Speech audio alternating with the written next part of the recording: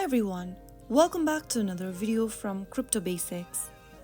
In this video, I'm going to show you how to create Paxful account.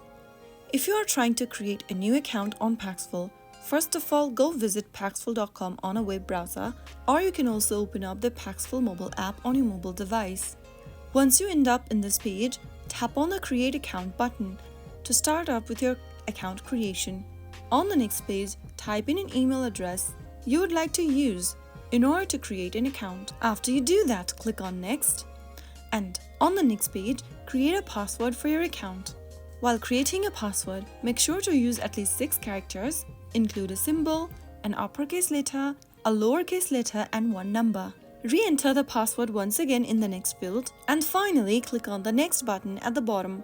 Right after you do that, you will now need to set up a PIN for quick access. Type in a PIN code for your wallet and re-enter it once again. Now you will be able to see you have created a new account for Paxful. Simply follow through the sign up process and there you go. That's how you easily sign up a new account on Paxful or create a new account.